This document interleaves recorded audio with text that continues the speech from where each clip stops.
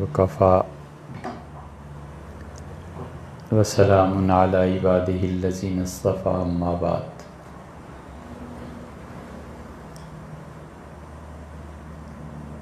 اللہ تعالیٰ نے اس دنیا میں ایک پورا جہان، اس پوری کائنات میں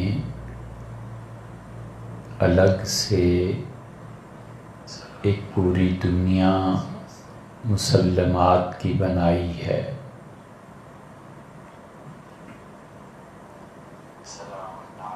اور وہ دنیا کے مسلمہ اصول ہیں، اور ان اصولوں پہ کوئی اختلاف نہیں کیا جا سکتا۔ وہ اصول اس بات کے محتاج نہیں ہیں کہ کوئی ان کی تردید یا تصدیق کرے۔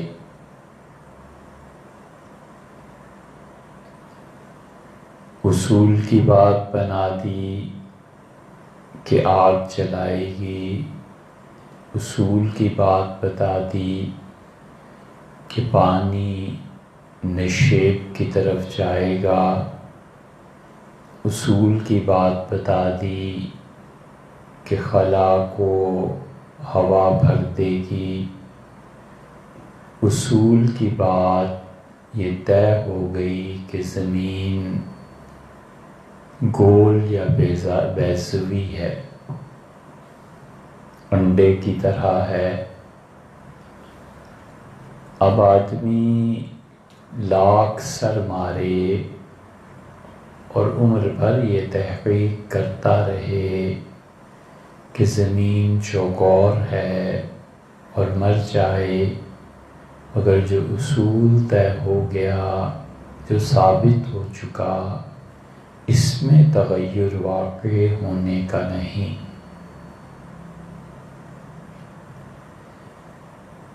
تو پوری دنیا ہے اصول کی، اور اللہ نے جو چیزیں طے فرما دیں فطرت میں، ان چیزوں سے کوئی آدمی اگر ٹکر لیتا ہے تو اس کا مطلب یہ ہے کہ وہ اپنا وقت اور صلاحیتیں دونوں برباد کرتا ہے۔ اصول کی باتیں اس خارجی دنیا سے ہٹ کے اللہ نے کچھ دین میں بھی طے کر دی، اور دین میں یہ طے فرما دیا کہ فلاں فلاں عقیدے ہیں، اور اس کے برعکس کوئی چیز نہیں سنی جائے گی۔ اللہ تعالیٰ نے ارشاد فرمایا کہ ان الدین عند اللہ الاسلام، اللہ کے نزدیک معتبر دین بس اسلام ہے۔ اور دوسری جگہ ارشاد فرمایا کہ وَمَن يَبْتَغِ غَيْرَ الْإِسْلَامَ دِينًا، اور کوئی شخص اسلام کے علاوہ کوئی اور دین لے کے ہمارے پاس آیا تو ہرگز کوئی دین اس سے قبول نہیں کیا جائے گا۔ اس لیے جو چیزیں شرع نے مسلم قرار دیں، ان میں سے کوئی آدمی تغیر چاہے اور تبدل چاہے تو یہ نہیں ہو سکتا۔ روزوں کا ایک مہینہ اللہ نے مقرر کر دیا، اور یہ بتایا کہ جب رمضان کا چاند نظر آئے گا تو روزے رکھنے، اور ارشاد ہوا کہ فَمَن شَهِدَ مِنْكُمُ الشَّهْرَ، اور تم میں سے جو بھی اس مہینے کو پائے فَلْيَصُمْهُ، اسے چاہیے کہ ضروری ہے اس کے لیے وہ روزہ رکھے۔ اب یہ مسلمات ہیں، اور اگر کوئی آدمی ان میں تبدیلی کرنا چاہے گا تو وہ ضرور اللہ کی مقرر کردہ حدود کو توڑے گا۔ اس کی دو مثالیں آپ دیکھیں کہ اللہ نے چاند کے ساتھ عبادت کو جوڑا، اور اس کی ایک حکمت یہ بھی ہے کہ اللہ تعالیٰ اپنے بندوں کو آزماتا رہے کہ جس میرے بندے نے جون جولائی میں روزے رکھے ہیں اس کا رویہ نومبر اور دسمبر میں کیا ہے۔ شدید گرمی کا روزہ اور شدید سردی کا روزہ دونوں ایسے ہیں جن کے اپنے اثرات اور اپنا وقت ہے، ایک بہت طویل، ایک نہایت چھوٹا روزہ، تو دونوں میں بہت فرق ہے، اور اللہ چاہتا تو اسے سورج کے مہینوں کے ساتھ متعین فرما دیتا، لیکن اللہ نے چاند کے ساتھ اسے رکھا تاکہ موسم بدلتے رہیں اور بندہ قیامت میں کہہ سکے یا اللہ اپنے اس بندے پہ فخر کرے کہ میرے اس بندے کو دیکھو، موسم کے تغیرات کے باوجود اس کی عبادت میں فرق نہیں آیا۔ روزمرہ میں دیکھیں، فجر سردیوں میں کب ہوتی ہے؟ 7 بجے تک وقت چلا جاتا ہے، اور گرمیوں میں کب ہوتی ہے؟ 3:30 تک وقت چلا جاتا ہے۔ تو 3 گھنٹے 2.5 گھنٹے کا فرق پڑ جاتا ہے، لیکن جو بندگی ہے وہ دونوں صورتوں میں بندہ اختیار کرتا ہے۔ عیسائی علماء نے کیا کیا؟ اللہ نے ویسے ہی ان پہ لعنت نہیں بھیجی تھی، یہودیوں پر اور ان پہ،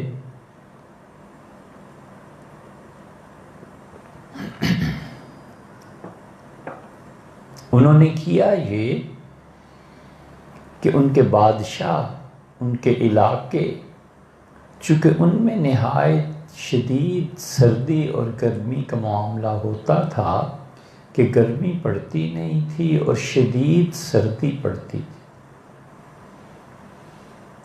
تو اپنے حکمرانوں کی خاطر بجائے اس کے کہ چاند پر قائم رہتے، اپنے روزوں کو انہوں نے سردیوں میں قائم رکھا، اور انہوں نے کہا کہ اللہ کا مطلوب اتنے دن ہیں، اور یہ دن بجائے اس کے کہ چاند کے ساتھ منسلک کرو، سورج کے ساتھ کر دیتے ہیں، تو دسمبر میں یا کسی بھی موقع پہ جب بہت کم دن کا دورانیہ رہ جائے، انہوں نے اس میں کر دیا تاکہ بادشاہ اور حکمران اور شہزادے ان کے لیے سہولت ہو۔ اس وجہ سے اللہ نے ان پہ لعنت کی کہ انہوں نے خدا کے دین کی بنیادی چیزوں کو بدل دی۔ 5 اوقات نماز کے مقرر ہیں، یہ سب مسلمات ہیں، ان میں کوئی تغیر اور تبدیلی نہیں۔ اور دوسری مثال آپ کو اس کی دیں کہ یہ جو اب جدید نسلیں پیدا ہو رہی ہیں اور ان میں دین کا رواج کم ہو رہا ہے اور اللہ کا دین سکھانے والے لوگ کم ہو رہے ہیں، کئی مہینے سے ایک مسئلہ درپیش، مسئلہ ہمارے یہاں یہ آیا کہ ایک لڑکا ہے اور اس کی دودھ شریک بہن ہے، اور وہ لوگ شادی کرنا چاہتے تھے، تو جب پہلی مرتبہ مسئلہ آیا تو ہم نے اس پہ لکھا، ہم نے بتایا کہ یہ جائز نہیں ہے۔ حضرت رسالت مآب صلی اللہ علیہ وسلم نے فرمایا تمام رشتے جنہیں خون حرام قرار دیتا ہے دودھ بھی حرام قرار دیتا ہے، تو یہ رشتہ ظاہر ہے کہ اس کی بہن ہے، کیسے درست ہو سکتا ہے؟ اور کئی مہینے سے وہ گھر والے تو مان گئے، خیر سمجھدار تھے، انہوں نے کہا بالکل ٹھیک ہے، شرع کا حکم ہے۔ وہ لڑکا بار بار فون کرتا ہے کہ کہیں سے کوئی راستہ بتائیں کہ میرا ان سے نکاح جائز ہو جائے، مجھے ایسی اچھی لگتی ہیں اور یہ ہے اور وہ ہے، اور سب فضول باتیں، حتیٰ کہ وہ مکہ مکرمہ گیا اور کسی ذریعے سے، چونکہ فیملی بہت اونچی ہے، اس نے امام کعبہ سے دریافت کیا۔ اس کا خیال تھا کہ امام کعبہ اس وقت امام المسلمین، تو امام کعبہ نے بھی اسے بتایا، تو پھر لوٹا اور کہا کہ نہیں کوئی صورت کرے۔ اب یہ تہذیب جنم لے رہی ہے، اور ولیعذ باللہ کوئی اسے کہہ دے اور یہ حرکت ہو جائے تو اس کا مطلب یہ ہے کہ کائنات میں جو اصول اللہ نے مقرر فرمائے ہیں، یہ اس اصول پر ہاتھ ڈالے گا، اور جب آدمی ایسی حرکتیں کرتا ہے تو پھر خدا کا اپنا ایک نظام ہے اس دنیا میں، وہ بھی پھر حرکت میں آتا ہے۔ اور ایک چیز ہے فروعات بدلتی ہیں۔ فروعات کا مطلب یہ ہے کہ وہ جو چیزیں چھوٹے پیمانے پہ قائم ہوتی ہیں، ان میں تبدیلی ہوتی ہے۔ اللہ نے فرمایا روزہ رکھو، اب ایک آدمی کہتا ہے میں مسافر ہوں، تو کہا جائے گا کہ آپ ایکسیپشن میں آ گئے اپنی حالت کی وجہ سے۔ دودھ پلاتی ماں ہے، وہ روزہ نہ رکھے، اللہ نے اسے اجازت دی ہے، حضور صلی اللہ علیہ وسلم نے اس کے لیے خاص طور پہ ایک الگ سے بات فرمائی۔ اسی طرح نماز ہے، پڑھنی اور وقت پہ پڑھنی بھی ضروری ہے، لیکن کیسے پڑھی جائے، کھڑے ہو کے، بیٹھ کے، پھر یہ ساری چیزیں ایسی ہیں جو شریعت کے اصولی مسائل سے استنباط کر کے حاصل کی گئی۔ تو ایک ہے مسلمات، اور مسلمات میں کوئی آدمی کچھ نہیں کر سکتا، بس ختم ہو گئی بات۔ ہمیشہ ان پہ قائم رہنا چاہیے۔ اسلام میں جو عقیدہ ہے یہ مسلمات میں سے، جیسے آپ نے مثالیں سنی، عقیدے کی ایک ایک چیز مسلمات میں سے۔ اللہ تعالیٰ نے قرآن کریم میں اپنی توحید کو بار بار ارشاد فرمایا ہے، یہ مسلمات میں سے۔ اللہ نے بتایا ہے کہ وہ یکتا ہے، اللہ نے فرمایا ہے کہ لیس کمثلہ شیء، اس جیسی کوئی چیز بھی نہیں ہے۔ ایک جگہ فرمایا وَإِلَٰهُكُمْ إِلَٰهٌ وَاحِدٌ، اور تمہارا پروردگار بس اکیلا ایک ہے، یکتا ہے، اور حکم دیا ہے کہ تم کہو هُوَ اللَّهُ أَحَدٌ، کہ اللہ ایک ہے۔ تو قرآن بھرا پڑا ہے اللہ کی توحید سے۔ اب جو آدمی اللہ تعالیٰ کے بارے میں کوئی ایک سے زیادہ کا گمان کرتا ہے یا دعوت دیتا ہے تو یہ مسلمات میں دخل دینا ہے، اور یہ شریعت نے اس کو گوارا نہیں کی۔ حضرت رسالت مآب صلی اللہ علیہ وسلم اللہ کے آخری رسول، اللہ تعالیٰ نے ان کے لیے طے فرما دیا، اور اللہ نے کہا ہے کہ وہ خدا کے آخری پیغمبر ہیں جس دنیا میں آئے۔ اب یہ مسلمات میں سے ہے۔ اب کوئی آدمی کسی بھی طرح وہ اپنے آپ کو نبوت کا اہل قرار دے، اور قرار دینا تو بہت دور کی بات ہے، صرف اتنا مان لینا کہ حضرت رسالت پناہ صلی اللہ علیہ وسلم کے بعد نبوت جاری ہے، یہ کفر ہے، یہ ان مسلمات کے خلاف، کیونکہ اللہ نے طے کر دیا کہ اب یہ نہیں ہو سکتا کہ خدا کسی کی طرف وحی بھیجے۔ دیکھیے اللہ تعالیٰ نے عیسائیوں کی طرف وحی کی، اور بہت سی چیزیں ایسی تھیں جو حلال اور حرام میں اللہ نے ان پہ نازل کی، یہودیوں پہ۔ اللہ تعالیٰ نے قرآن کریم میں آتا ہے کہ فرمایا وَحَرَّمْنَا عَلَيْهِمْ، اور ہم نے ان پہ حرام کر دیا کُلَّ ذِی ظُفْرٍ، ہر وہ جانور جس کے پاؤں پھٹے ہوئے ہوں۔ اور پھر اللہ تعالیٰ نے بتایا کہ كَذَلِكَ جَزَيْنَاهُمْ بِبَغْيِهِمْ، اور انہوں نے جو ہماری بغاوت کی تھی ہم نے انہیں سزا دی۔ وَإِنَّا لَصَادِقُونَ، لوگوں ہم سچ کہتے۔ اللہ نے اس بغاوت کی سزا یہودیوں کو یہ دی کہ جانوروں میں بعض جگہوں کی چربی حرام کر دی۔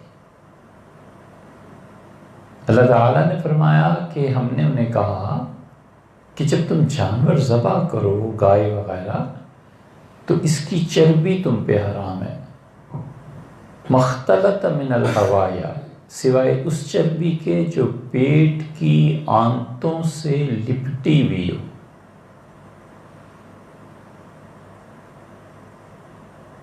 تو پیٹ کی چربی سب سے ناقص چربی سمجھی گئی، تو اللہ تعالیٰ نے فرمایا کہ یہ چربی بس کھاؤ جس سے جسمانی نقصانات انہیں پہنچے، اور فرمایا اس کے علاوہ تمام چربی ہم نے حرام کر دی۔ اس امت کا معاملہ آیا، اللہ تعالیٰ نے فرمایا کہ وَمِنَ الْأَنْعَامِ ثَمَانِيَةَ أَزْوَاجٍ، اور ہم نے 8 طرح کے جانور تمہارے لیے جائز قرار دیے۔ حضرت رسالت مآب صلی اللہ علیہ وسلم کے بعد یہ مسئلہ اٹھا کہ قربانی کس جانور کی جائے، تو صحابہ کرام رضی اللہ عنہ میں ایک جماعت تھی جن کا موقف یہ تھا کہ اس دن گوشت بانٹنا ہے غریبوں میں، یہ ہے قربانی۔ تو عید کے دن بازار سے گوشت منگواتے تھے اور غریبوں میں تقسیم کر دیتے تھے، کہتے تھے ٹھیک ہے حضور صلی اللہ علیہ وسلم نے جانور ذبح کیے ہیں، لیکن اس کی یہ مطلب نہیں ہے کہ ہمیں بھی ویسے ہی فرض ہے، بلکہ اس کا اصل مقصد یہ ہے۔ اور تو اور عبداللہ ابن عباس رضی اللہ عنہ جیسے بڑے فقیہ آدمی کی روایت میں آتا ہے۔ ایک اور طبقہ بھی تھا، انہوں نے کہا کہ جانور ذبح کرنا ہے بھی، تو انہوں نے کہا کوئی ایک جان اللہ کے راستے میں دے دو، قربانی ہوگی۔ حضرت بلال رضی اللہ عنہ مرغہ ذبح کیا کرتے تھے، فرماتے تھے جان ہی ہے نا، تو جیسے جان بکرے دمبے کی ویسی مرغے کی۔ یہ معاملہ سیدنا عمر رضی اللہ عنہ کے پاس پہنچا تو خلافت نے حکم جاری کیا، اور انہوں نے کہا کہ اللہ نے جو فرمایا ہے نا کہ وَمِنَ الْأَنْعَامِ ثَمَانِيَةَ أَزْوَاجٍ، اور 8 قسم کے جانور تمہارے لیے جائز ہیں۔ انہوں نے کہا کہ قربانی ان 8 جانوروں میں محدود ہے، اس کے بعد جو 8 جانوروں سے باہر ہیں وہ کوئی چیز نہیں۔ اونٹ ہے، اونٹنی ہے، گائے ہے، بیل ہے، بکرا اور بکری ہیں، دمبا اور دمبی ہیں، بھیڑ۔ اللہ نے بتا دیا تو طے ہو گیا امت میں، یہ جانور یہودیوں پہ حرام، ان کی چربی حرام، ہمارے لیے جائز۔ یہ اس طرح ہوتا ہے اللہ کی وحی میں۔ پھر آخری وحی جو آئی ہے اس نے طے کر دیا کہ کیا کیا چیزیں قیامت تک اب یہ وحی ہے۔ اب ایک شخص اٹھتا ہے اور کہتا ہے کہ مجھ پہ وحی آئی، کیسے مانا جا سکتا ہے؟ اس کا مطلب یہ ہے کہ حضور اقدس صلی اللہ علیہ وسلم نے جو کچھ بتایا تھا وہ اب کینسل ہو رہا ہے. کون سی چیز کینسل ہو رہی ہے اور کون سی نہیں ہو رہی، یہ بحث تو الگ ہے. لیکن جو نیا نبی آ رہا ہے وہ اپنے سے پہلے نبی یعنی حضور اقدس صلی اللہ علیہ وسلم کی باتوں کو کینسل کر رہا. ختم نبوت کو ختم کرنے کا مطلب تو یہ ہے. حضرت مجدد الفسانی سرہندی رحمۃ اللہ علیہ نے اپنے مکتوبات میں لکھا ہے، حضرت نے تحریر فرمایا کہ امت میں اتنا بگاڑ آ گیا ہے کہ اگر نبوت جاری ہوتی تو ہمارے زمانے میں ایک نیا نبی آ جاتا. بالکل ٹھیک ہے. ہم آج کہتے ہیں اس سے زیادہ بگاڑ. یعنی آپ اندازہ کریں کہ جب فتاوی عالمگیری مرتب ہوئی ہے تو اس زمانے کے جو مفتی اور فقہا تھے انہوں نے لکھا ہے کہ اگر ہو سکے تو اولاد کم پیدا ہونی چاہیے، اور پھر کہتے ہیں ہمارے زمانے میں اتنا بگاڑ ہے کہ اولاد وبال جان گویا ہو جاتی ہے. اس طرح کا مفہوم وہاں ہے. بیائی نہیں یہ الفاظ تو نہیں، لیکن مفہوم اس کا یہی ہے کہ وہ کہتے ہیں بگاڑ اتنا فساد معاشرے میں پھیل گیا. اب کہاں 10ویں صدی اور کہاں 15ویں صدی، یہ 400-500 سال پہلے کی وہ بات کرتے تھے. اب کو دیکھ لیتے تو غم سے مر جاتے کہ تو جہان ہی کوئی اور. حسن بصری رحمۃ اللہ علیہ فرماتے تھے کہ میں نے بدری صحابہ کرام رضی اللہ عنہ کو دیکھا ہے. پھر اور فرمایا 500 سے زیادہ صحابہ کرام رضی اللہ عنہ کو دیکھا ہے. اگر تم انہیں دیکھ لیتے تو تم سمجھتے وہ پاگل ہیں اللہ کی عبادت میں، اور وہ تمہیں دیکھ لیتے تو مسلمان نہ مانتے کہ مسلمان بھی کبھی ایسے ہوتا ہے. تو اس لیے نبوت کو اس طرح سے ماننا کہ جاری ہے، ولیعذ باللہ یہ کفر ہے. کو چاہیے کہ ہم کسی بھی شخص کے متعلق یہ تسلیم کریں کہ یہ آدمی نبی ہے، کوئی سوال ہی پیدا نہیں ہوتا. یہ مسلمات میں سے اللہ تعالیٰ کی توحید مسلمات میں سے. اب کل کو ایک آدمی اٹھتا ہے کہتا ہے کہ اسلام کو بالکل میں صحیح مانتا ہوں لیکن قیامت نہیں آئے گی. اے بھیا اگر قیامت نہیں آئے گی تو اللہ کو ماننے کا فائدہ کیا ہے؟ آخر قیامت کا دن ہے ہی انصاف کے لیے. اگر وہ دن نہیں آنا تو آج جو اللہ کو مانتا ہے اور جو اللہ کو نہیں مانتا اور جو اللہ کے خوف سے کسی کی زمین پہ قبضہ نہیں کرتا اور ایک جو اللہ سے بے خوف ہے اور زمین پہ قبضہ کرتا ہے، دونوں میں فرق کیا ہوا؟ اگر قیامت میں نہیں آنا، قیامت میں نہیں برپا ہونا، تو ایک لڑکا ماں باپ کو گھر سے نکال دیتا ہے اور ایک ماں باپ کی عزت کرتا ہے. دونوں میں فرق کیا ٹھہرا؟ صرف انسانوں کے اعتبار سے. تو اس لیے حضور اقدس صلی اللہ علیہ وسلم کی یہ جو ختم نبوت ہے نا، یہ ان مسلمات میں سے ہے جس میں دخل نہیں دیا جا سکتا. قیامت المسلمات میں سے ہے. اور بہت سی چیزیں جو خدا نے بتائی ہیں. اللہ نے تقدیر کا ذکر کیا ہے، اور تقدیر اتنی بڑی چیز ہے کہ اللہ تعالیٰ نے ارشاد فرمایا ہے کہ انسان کسی کام کا پکا اور پختہ ارادہ کر لے. وَاعْلَمُوا أَنَّ اللَّهَ يَحُولُ بَيْنَ الْمَرْءِ وَقَلْبِهِ.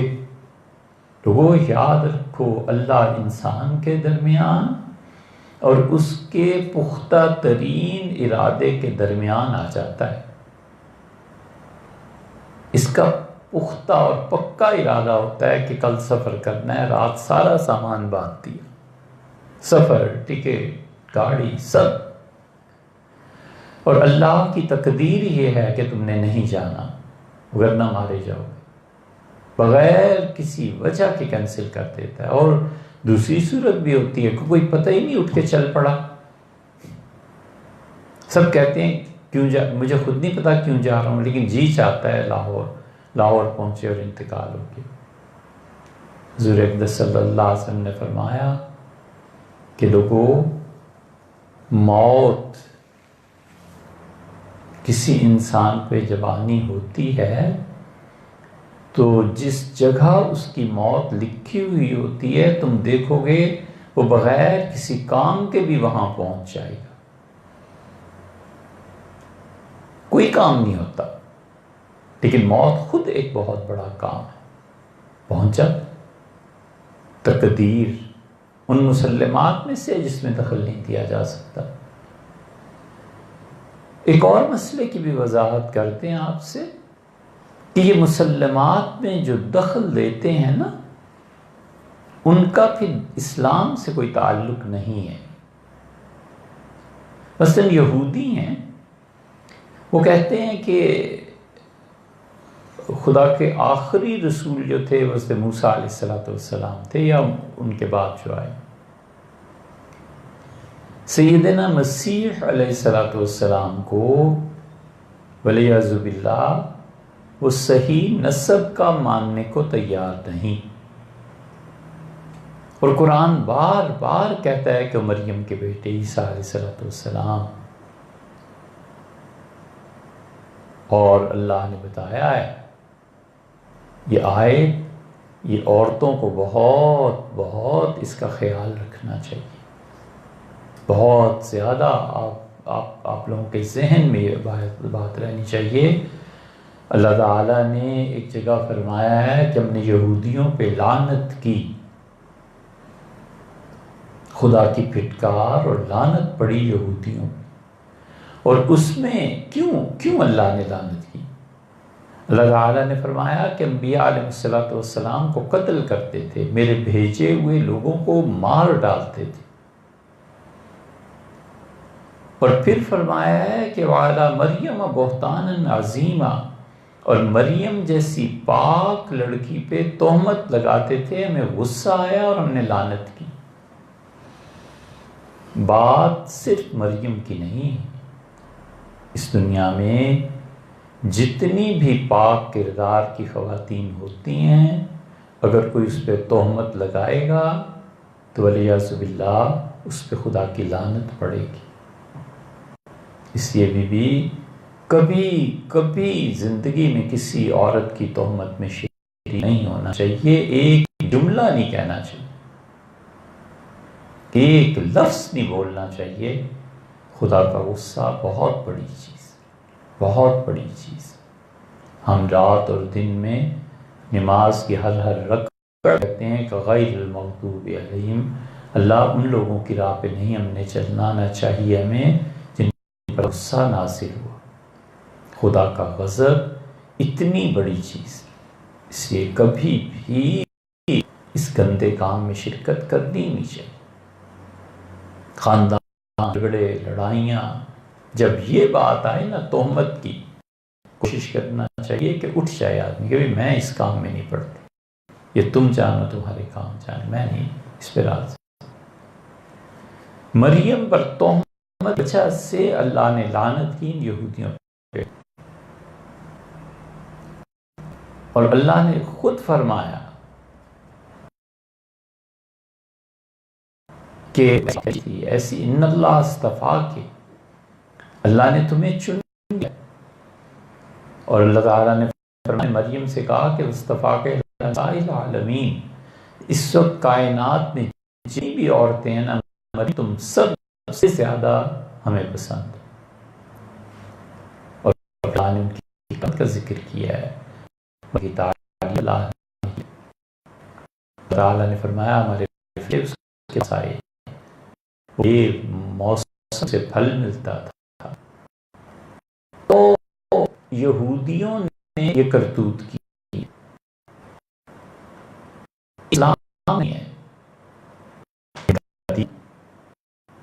ہندوؤں کو لے لیں، انہوں نے کہا یہ بھی یہ عبادت ہے، اس کی بھی عبادت کا ایک دین ہے۔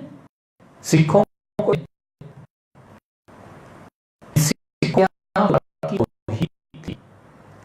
اللہ ایک مانا تھا، اسی لیے انہوں نے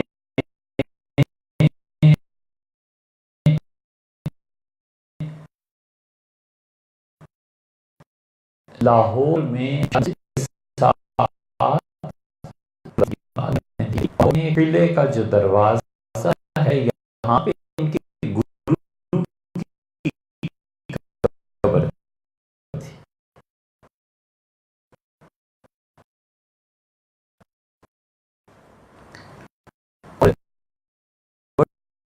بڑی عمارت